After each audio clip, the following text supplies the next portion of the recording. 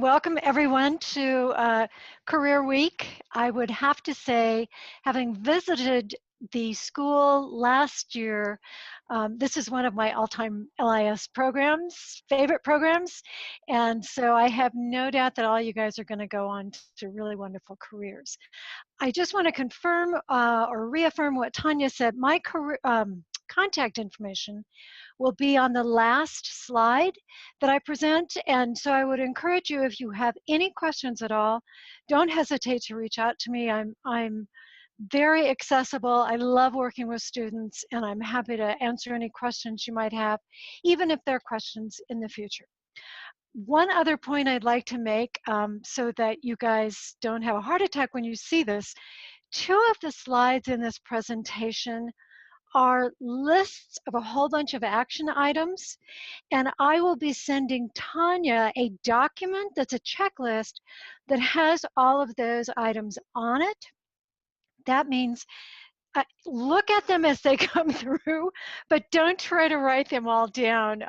I will make sure that you have them at your fingertips going forward, but I don't want you to panic and think, oh my gosh, why did this woman do this to us? So it will be okay. So with that, what I'd like to start with is two key concepts that I think are really, really important to you as a student. And usually, students who are going through MLIS programs are so focused on being incredibly good students and getting straight A's and just dazzling us with their skills that it's easy for them, in fact, it's usual for them to not be thinking about as they're going through, okay, so how is all this going to lead me to a job? So what we're going to talk about today is that answer. The first piece of that is called the student halo. One of the things that happens when you're a student is that for wonderful reasons, everyone loves you. They will talk to you, they will share their wisdom with you, they are trying to recruit you into their organizations, and so they'll do wonderful things for you. When you're a student in MLIS programs or iSchools or whatever, people want to help you succeed. So how that works out for you and how you are going to take maximum advantage of that while you are still a student is through the items here. And the first and most important of these is informational interviews. And an informational interview is when you contact someone and say, would it be possible for me to speak with you for perhaps 20 minutes about your career or your job or the type of work that you do or the organization that you work for or the industry that you're a part of. It's an opportunity for you to learn more about a potential employer, a potential career path, how to present yourself from a career or interview perspective. There are all sorts of informational interview types of questions you can ask. Pretty much the only one that's really off the table is how much money do you make? But you can always say, how did you get your job? Or what would you recommend I do if I'm interested in this field? When you're a student, almost everyone is happy to do informational interviews for you. In addition to helping you understand your options better, it's also a great way to start building your network and to start getting in front of people who you would like to impress with your wonderful passion and skills and knowledge. So I would encourage you, if you are thinking about what comes next when I graduate, start doing as many informational interviews with people who are in areas that interest you as possible. Because while you're a student, you want to make the very most of that opportunity. If you are not getting ready to graduate right yet, I would encourage you to incorporate informational interviews in all of your assignments whenever possible, because again, it's a great way to start building the platform that will help you launch into your career when you graduate. Another one is discounted student association memberships. This is worth doing when you're a student with as many associations that might be of interest to you for two reasons. One, because they're really hoping that you become a lifetime member in their association, they are willing to discount student membership substantially. For example, SLA discounts their student association or student fee, I think to something like $35 or $50. But here's the huge benefit for you of that. Whatever association you join as a student member, you still have complete access to the membership list. So if you want to find out who works where, or if somebody works in an industry that you're interested in, or who are all the SAA members in Tennessee that you might reach out to, being a student member of a professional association is just dynamite for that. The other way to use that membership is that many associations, again, trying to encourage engagement from students, offer scholarships for the conferences, for other activities that they're doing, for tuition reimbursement, those sorts of things. So another thing that you want to look at with professional associations is, what do they offer for students that could really benefit you? Another part of that student halo is that everybody's doing publishing of one sort or another. Almost every association is doing publishing. Usually the state library associations are doing publications, and people are interested in the student perspective. So if you want to raise your visibility, reaching out to publications in areas that you're interested in working is a great way to start raising your visibility. And then you get to be able to say on your resume that you have been published by XYZ. Another way to make the most of your student status is to look for internships, both paid and volunteer. Internships have a number of benefits, but the biggest one is they help you get a foot in the door, and they help you have information to share with potential hiring managers about what you've done and how you did it. And then the last part of that student halo is following up with connections that you have reached out to via your assignments. So again, if you're still doing assignments for your courses, use them to reach out to people that you would like to get to know better, and then follow up with those connections while you're still a student. Because once you have established that in your student sort of persona, then when you graduate and you are now in your job hunting persona, people are more likely to be willing to help you if they've known you first and built that relationship with you first as a student. So that's the first concept I want you to keep in mind. This is the second concept. It's called professional equity.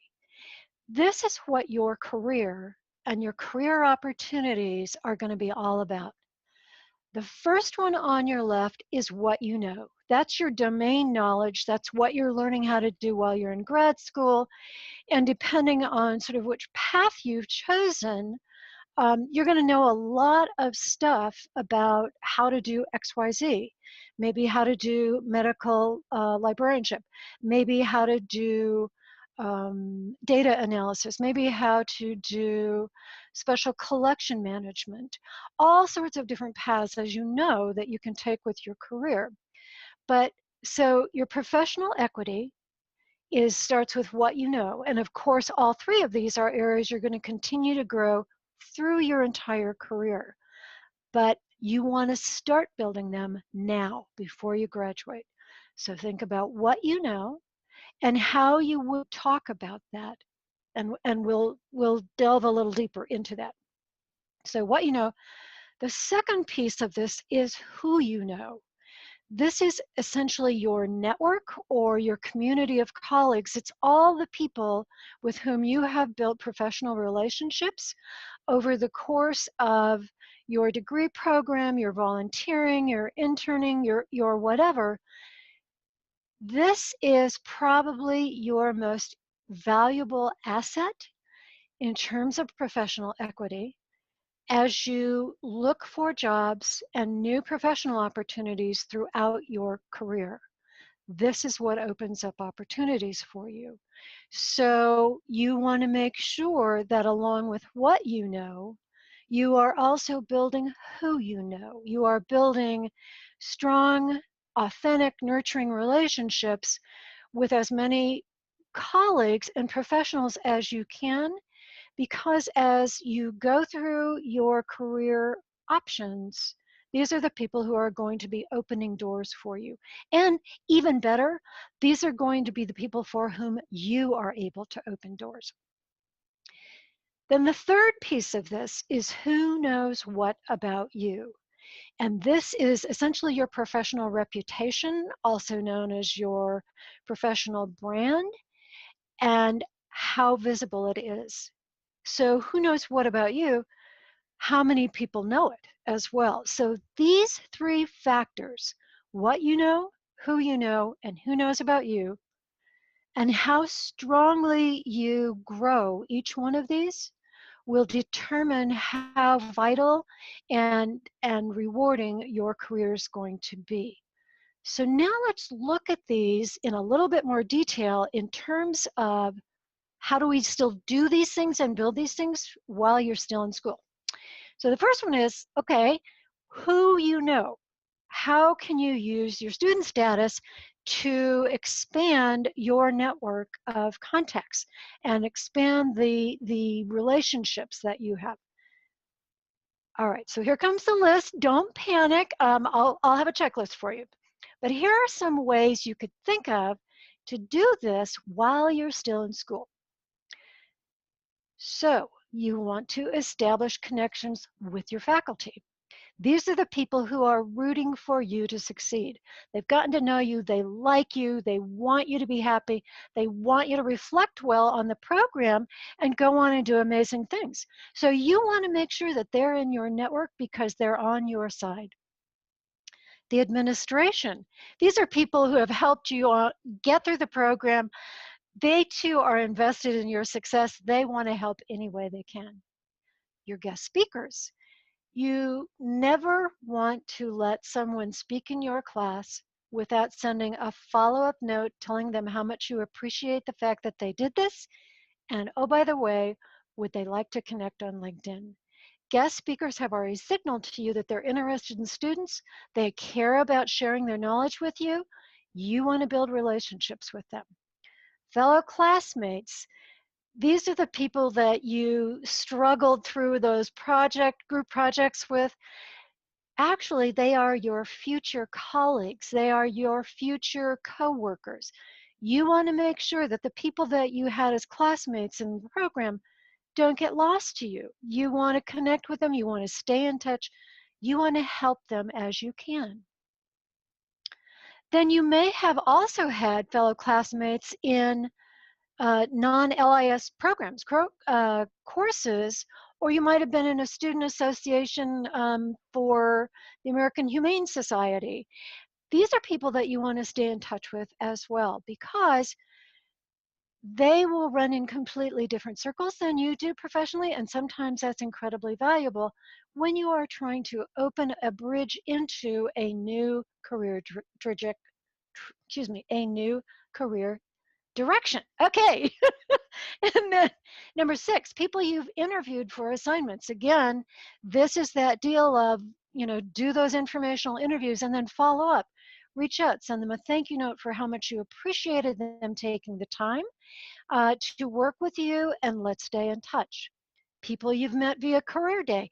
So you've got a whole career week ahead of you.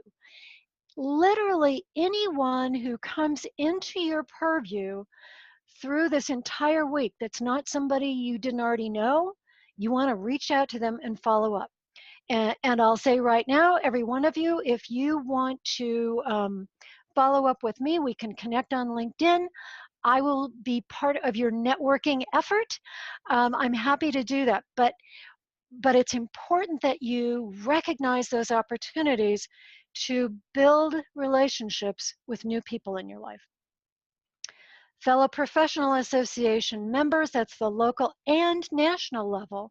So if you do join SAA, if you do join SLA or ALA or PLA, find out who is in your area and reach out to them while you're still a student and just say, I'd love to get to know you because I'd like to learn more about this professional path, and you have been doing it and we're both members of this organization.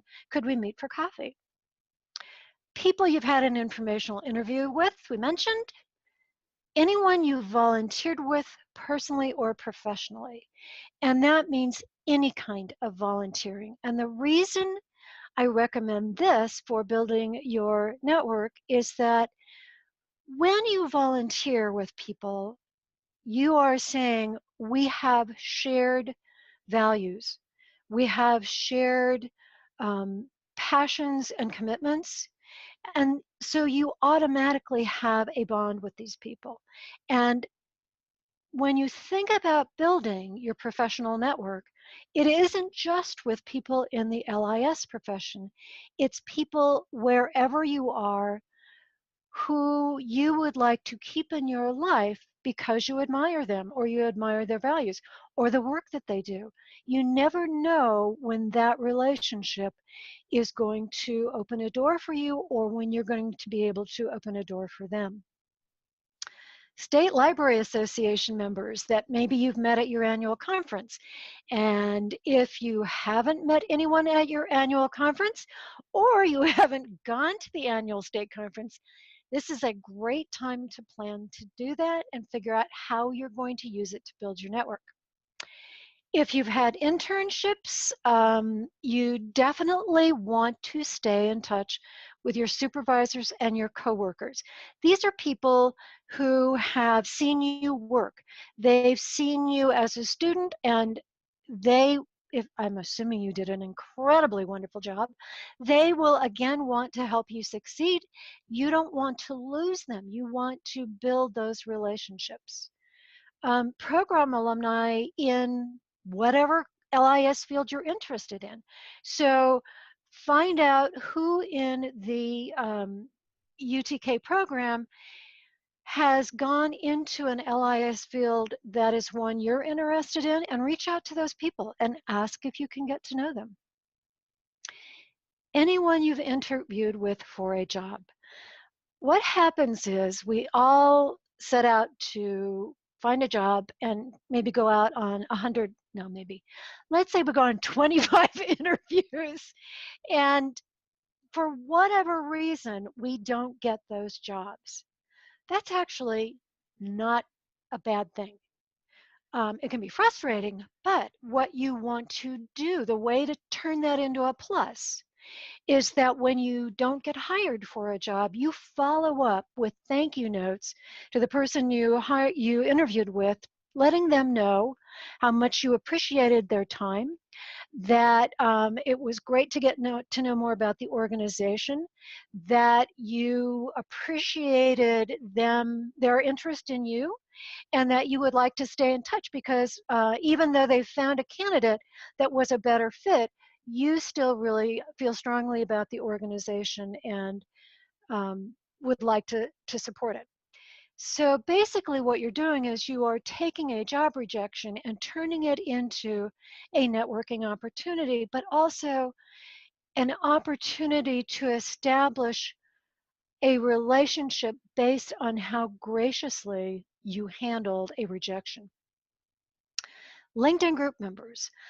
If you are not already on LinkedIn, I am going to harass you and we'll talk about that a little bit further on, but you need to be on LinkedIn. And one of the reasons you need to be on LinkedIn is it allows you to join groups where you can find people who are doing stuff that you might be interested in, and it allows you to reach out to them and communicate with them and build a relationship with them. Your advisory board members, and this is a hat tip to Christina Clement because she was a former student in the program, and she mentioned this, and I thought it was a brilliant idea. You guys have advisory board members. There is no reason that you could not reach out to each one of those advisory board members and say, thank you for being on our advisory board member, on our advisory board. I've had a great experience in the program, and I know that one of the reasons the program is so strong is because our advisory board members care so much about our success. I wanted to let you know I appreciate that, and would you consider, letting me take you out for a cup of coffee and asking you about your career or any career advice you would have? Most advisory board members are crazy busy, but whenever possible, they will respond to you. So, pop quiz. This is one of the toughest things for all of us to do. It's basically sort of used to be called the elevator speech. We try not to call it that anymore. It's basically, what do you tell someone when you're standing in line with them, when you're standing in the bar, standing next to them at the bar, or you're sitting next to them at a conference, and they say hi, and you say hi, and then you have to figure out something to do and something to say that gives them essentially a hook to use where you guys can then start a conversation. And as a dyed-in-the-wool introvert, I know how hard this is to do, and I struggle with this all the time, but I'm an introvert in an extrovert's career, so I have to get this nailed down. So here is sort of what I practice. Hi. So say I'm one of you guys. Hi, I'm Leah Cannon, studying metadata and digital archiving at the University of Tennessee Knoxville program. So I can do really cool things for people who have XYZ. So we just got to the end of my metadata and digital archiving knowledge there. But what you're trying to do here is just give them a first name, tell them what you're studying so they understand sort of where your head is at, but then also tell them why you're studying it, why you're so excited about it. Your goal here is to say, this is who I am, this is what I'm excited about, and this is why I'm excited about that. Here's what I want to do with this. But that's all you need to say, because then you can say, how about you? So, what are you doing here? What kind of work do you do? Are there any programs you're really excited about? So when you get hit with that, what's your elevator speech thing? It doesn't really need to be an elevator speech. It doesn't need to be anything more than just saying, here's who I am, here's what I'm studying, or I just graduated with a focus on XYZ, and I'm really excited to be looking for opportunities to do ABC. So practice that one if you can, and don't worry about it. All you want is just to start a conversation. All right, so now let's look at the second piece of that. Who knows what about you? So how do you use your student status there to promote that piece of it? So here we go with some more ideas. Build your reputation and your visibility by, first of all, being a terrific classmate. People will remember the classmates that made life easier for them and more fun. Second one is impressing your faculty with your smarts, professionalism, and work ethic. I teach as adjunct faculty in a number of programs, and I would tell you that I am more impressed with students who are passionate about what they're doing and who take my assignments and say, I want to tweak this because I want to be able to develop this kind of knowledge around this because it's not out there anymore. Is it okay if I sort of change what you've asked me to do? Those are the kinds of students that are, from my perspective, the students that are going to go out and really change the world. And so as you think about impressing your faculty, it's not that you have to impress them with straight A's and being the perfect student. You want to let them know what you're going to be like as a professional. And this is what shows them that. Same thing with the administration. One of the things that you find about the administration, if you've been sort of dazzling as a student by doing fun, innovative, creative, wacko, weird, um, really sort of passionately engaged kinds of things, people will not forget you. Your administration will not forget you. I got my first job when I graduated from my MLIS program because somebody called the grad school and said, we're looking for someone who has these skills. And I happened to be the only graduate from the program that had those skills, and I went to work in publishing. So don't underestimate what a strong advocate the administration can be for you. And getting back to our informational interviews, create a great impression with those people. Be prepared, be appreciative, be professional. We talked about following up with guest speakers. If you take the time to send a thank you note, even if it's via email, to someone who has taken their time to be a guest speaker, trust me, they will remember you. And when you reach out to them again, they will know that you are the person who took the time to send them a thank you note. Joining professional associations, we've talked about. The way you use that to gain visibility is that you volunteer. You can do it remotely, you can do one program, you can do something locally, but when you volunteer within a professional association, you get very visible very quickly. Back to your internships, again, this is an amazing opportunity for you to impress people with who you are as a student, but really as a professional in training. People will not forget if you have done a terrific job. Back to the job interviews. If you don't get that job offer, this is, as I said, a terrific opportunity to build your visibility as a very gracious, emotionally intelligent, high EQ, collaborative professional. Getting visible on whatever you're most interested in by writing or presenting on it. And this doesn't have to be presenting at ALA, it could be presenting locally, or it could be writing a blog even, or an article or series of articles on the Medium platform. If you make the effort to write about something knowledgeably that you have researched and you want to learn more about, your name will become visible to a lot of people. Same thing with presenting. If you are thinking about going to a conference, see if you can present there.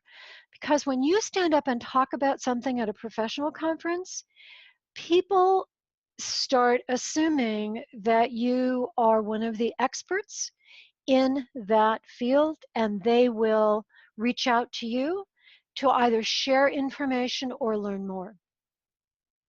Blogging or being on some other social media platform on a professional topic will also raise your visibility.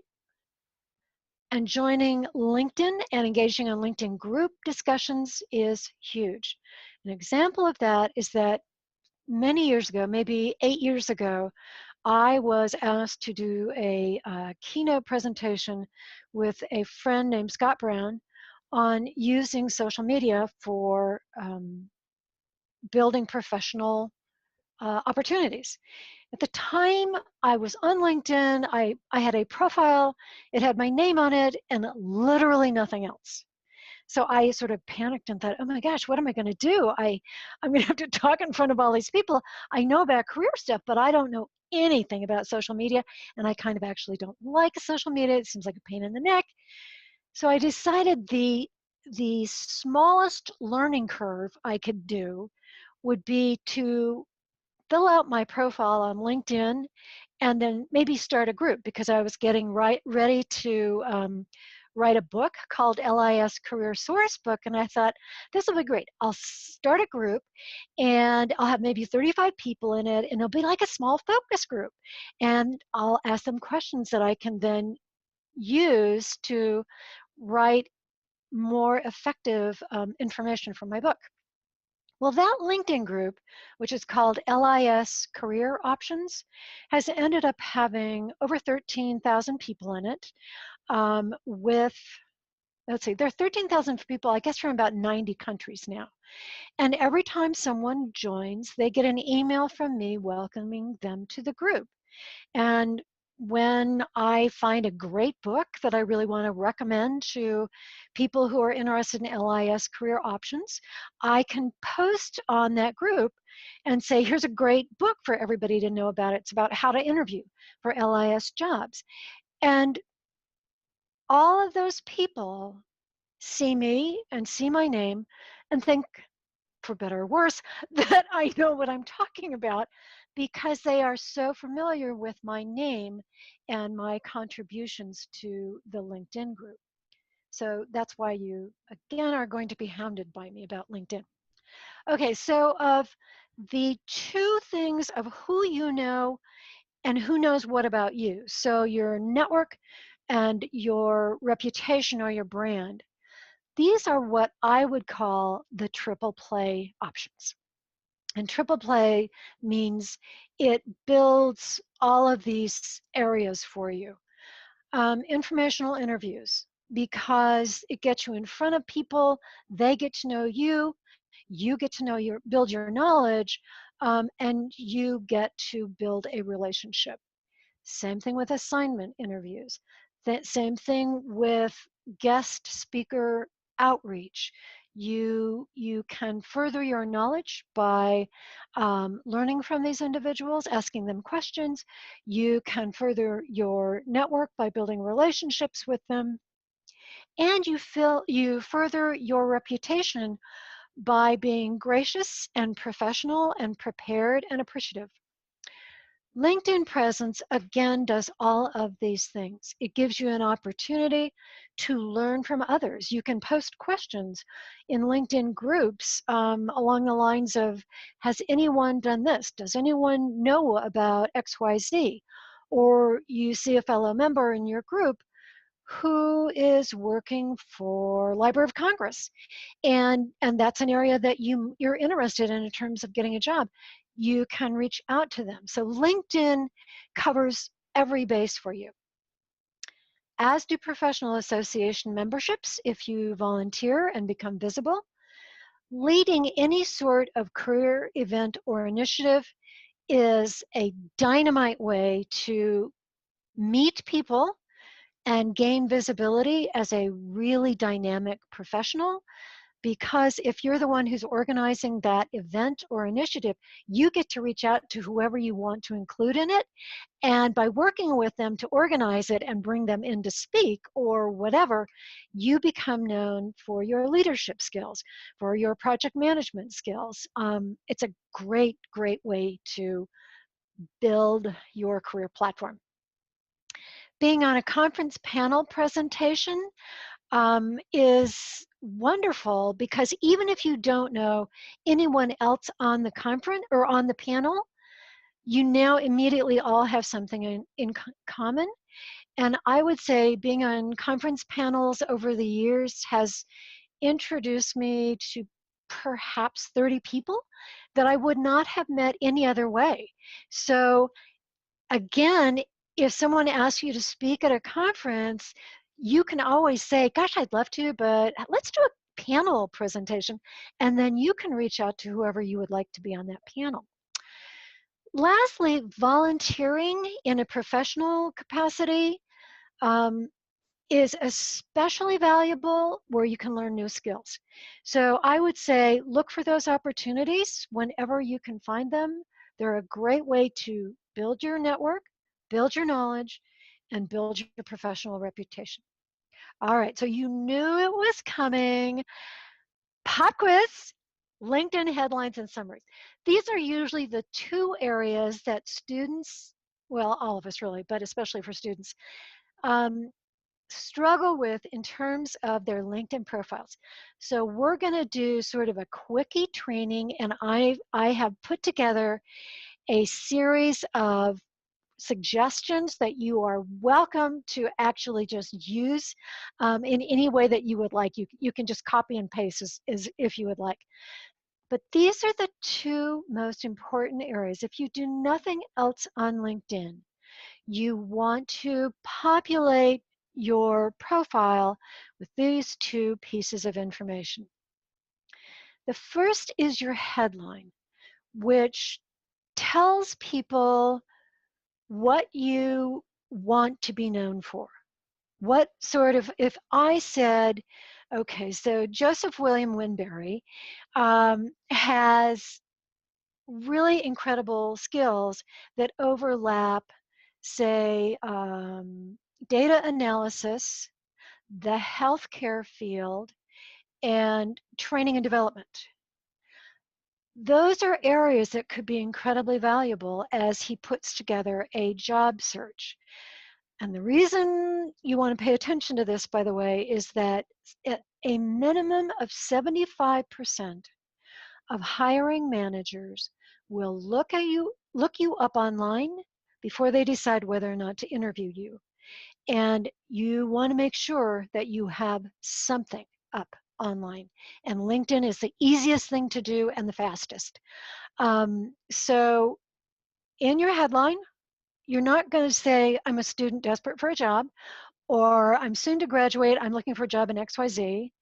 Instead, you're going to say, here's what I know. Here's what I'm good at. It's okay if you haven't had a job in that yet. You can still make it clear that these are the areas that you're interested in or you have a background in and expertise. And then your summary basically builds that out and says, here's more elaboration on that headline. Here's what you should know about what I can do. So here are some sample student headlines. What you'll see from these, and by the way, these are the ones that I said, please feel free to just, cut and paste or do whatever. Use these in whatever way is useful for you. But what you'll see here is that you are signaling that you are a student, but you're moving beyond that to say what you're good at, what you're passionate about, what you're interested in, where you want to contribute.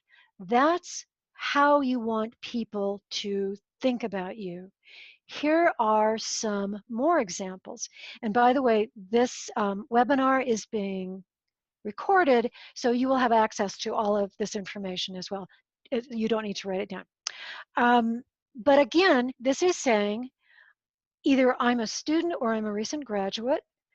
I'm really good at these kinds of things, and I can't wait to talk to you about how I can contribute to your organization. Nobody is looking for something that says, I want a job in XYZ. What they're looking for is something that says, I'm confident, I'm engaged, I'm a young professional or a new professional in this field, and I cannot wait to contribute what I can do to add value to your organization. Okay, so let me see something. Okay, all right, and then we talked about the summary being essentially a broader build on those kinds of items in your headline. So here comes your ready to launch checklist. These are things that you want to have done before you graduate. And it gets back to that, what you know, who you know, and who knows what about you. So in terms of the what you know how to do, your domain knowledge, you want to think through and even possibly, rehearsed with a friend, the stories that you are going to tell in an interview setting about what you know how to do. So even if you haven't had a job doing XYZ, think back about the projects you've done in grad school. Think about any initiatives that you worked on as a team or as part of working, collaborating with a faculty member. Think about the things that if someone said, okay, tell me what you're good at. Tell me what we should know about you. Um, Give us, three examples of things where you have done XYZ. You want to start thinking now about how you're going to describe what you know in a way that's compelling to a hiring manager. The second one is somewhat related to that, but this is identifying any signature projects that you've worked on while you've gone through grad school. So think back about all of your courses and think about the ones where you were the most engaged, or you thought they were the most fascinating, or they were the most interesting, or they had the greatest impact. They actually resulted in an outcome of some sort. Those are what I would describe as signature projects, and you want to be able to talk about those in a hiring situation. Often what happens when students graduate is that they think they don't have any stories to tell, when in fact they do if they take the time to think back about all of the things they've done in grad school. So the third thing there is that you have identified your strengths and the value that you can add to an organization. One of the things that we hear over and over again from hiring managers regarding interviewing recently graduated students is that they can't pull the information out of the students as to why they should hire them. So you want to turn that around. You want to come into any kind of an interview knowing what makes you valuable. So again, you want to start thinking about this now. And if you don't have any answers for these three questions or these three things, start sitting down with your classmates that you're closest to and start helping each other noodle this one through. So that was the what you know. Now let's look at the who you know on your checklist. This is your before you graduate. You've maximized all of your student relationships, and you know those are the one, you will know which ones those are that you want to do that. You've reached out beyond the School of Information Sciences program to expand your network and think about where you're going to do that, who you're going to reach out to and how you're going to do that. You have a dynamite LinkedIn profile, and there are 3 million articles about how to do a good LinkedIn profile. But if you don't even know where to start, let me know and I'll see if I can help. And as part of that, you have at least 50 plus connections on LinkedIn. And they don't have to be king of the world kinds of connections. It can be relatives, it can be fellow students, it can be the people in your book club, it could be anybody, but you do want to have at least 50 connections on your LinkedIn profile. Um, so it doesn't look like you're socially isolated and nobody wants to talk to you. So that was the who knows, excuse me, that was the who you know. And then this is the brand or reputation piece. Who knows what about you? And on your checklist, that's I belong to and participate in at least one professional association. And I would encourage you strongly to do this. It can be any professional association. If you're not sure, think about which one you want to join. Think about the classes that you have enjoyed the most and check with the faculty for those courses and ask them what associations they belong to or would recommend. And that's the one that you want to join. And by the way, just a tip here, you want to join at the student rate, and then literally the day before you graduate, you want to renew at the student rate again, which gives you a whole nother year um, of, of student halo, shall we say. Number 9, I found ways to get visible online using LinkedIn topics. So that means you join LinkedIn groups and you are posting to the discussion threads. And that can be asking a question or sharing a resource. You don't have to be an expert in order to be highly visible. You can just share a cool article that you saw on that topic or mention a book that you are reading on that topic and the 3 takeaways that really resonated with you. So use LinkedIn to your advantage. And then the last one is I've mastered a professional introduction I'm comfortable with. And again, don't think of it as an elevator speech. Think of it as an opening to a conversation that you're going to have with someone you've just met. You just need to tell them the absolute minimum that gives them a hook then to come back. They'll know enough about you to come back to you and follow up and say, oh, I don't know anything about XYZ, tell me more. Or yikes, what is that? And then you guys are off to the races. So you want to make it as easy as possible for you and as easy as possible for the other person in the conversation. All right, some parting thoughts. The first one is, and I say this as someone who has been in the LIS field for decades, one way or another, we are all self-employed. You can have a wonderful situation and then something can change. If you're in a corporate library, you might get downsized. If you're in a public library, the budget might be cut. The bond issue might not pass. Or you have the job of your dreams and the boss of your dreams, and then she gets promoted, and the boss from hell is your new boss. And all of a sudden, the job that was perfect isn't perfect anymore. And you need to look at other alternatives. Because there are so many changes that you are going to experience as you go through your career, you want to look at your career as a as something that at any moment could change.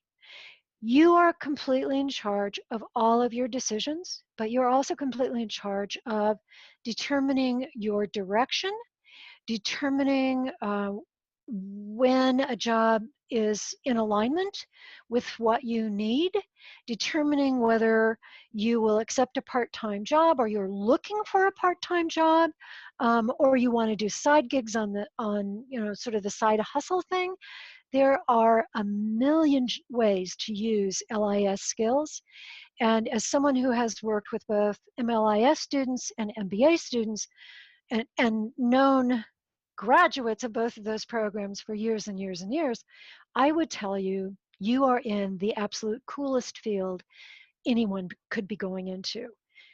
We are all self-employed, but that's the good news because we have the skill set that everyone is looking for. Sometimes they don't know that they're looking for it, but that's part of our job is to create those opportunities and to grow into new opportunities as we want to. The second point is really important because when I teach, my students who are getting ready to graduate often are in a total panic because they have a sense that the job they get after they graduate will determine the outcome of their career. In fact, that is absolutely not the case. Your first job truly is only your first job. And the only thing it means when you get that job is you get to decide how you're going to use that to start building the career that you want. If you love that first job and you want to stay there for 20 years, great.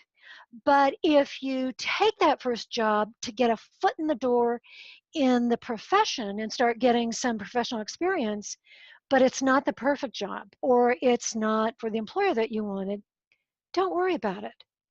Your only responsibility in that first job is to use it to learn, to build your reputation as an incredibly dynamic professional, and to start building your professional network.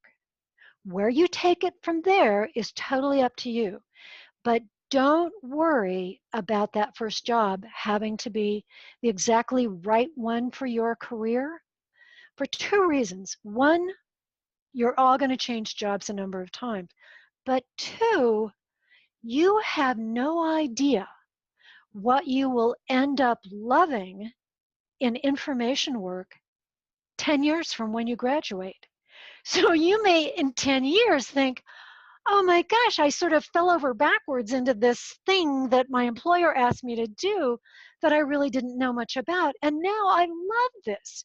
And so my career is now sort of pivoting and going off in this other direction. That's why you don't need to worry about that first job. It really is just a first step. And along with that, it's good to make plans, but no, they'll get hijacked. I'm one of those sort of obsessive planner people who does an annual sort of overview of what I want to pursue in the coming year and what I want to learn and projects I want to do and content I want to develop. And it works great usually until about March. And then something drops in my lap and I look at it and think, oh, criminy, that's just way too cool to pass up. I've got to try that. And so then all my plans sort of go out the window. That's actually okay. Planning is a really good process to go through. It's a mental exercise that gets you to look at your career, think about it, and take a purposeful look at, is this working for me now? And if it's not, what do I need to change? That's important to think about at least every year. But don't worry, don't be so wedded to your plans that you are anxious if an unanticipated opportunity comes up. That's a great thing. And then last, this for all of us who are perfectionists, I say this as someone who has worked against this and say this to all my students, don't worry about being perfect. It is okay if you don't get straight A's. Be fearless because that's what is really fun in a career, and that's where you have the greatest amount of impact with what you know. So with that, we've got 5 more minutes. Opening it up to questions, here's my contact information. I'm happy to link with you on LinkedIn. You can see my profile there, which actually needs to be updated, but it will give you an idea of what a LinkedIn profile sort of should look like. And if we don't have questions right now, I will reiterate my offer. Please don't hesitate to follow up with me. You can see my email there if you have questions in the future.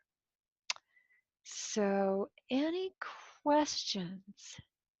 I know you're also excited to go out there and join the profession. You can't wait to get going. And I would have to tell you while we're waiting for questions, you guys are with one of the coolest programs in the country. I'm familiar with almost all of them, and I had the opportunity to meet your faculty and get to know the program, and you guys are all going to do great.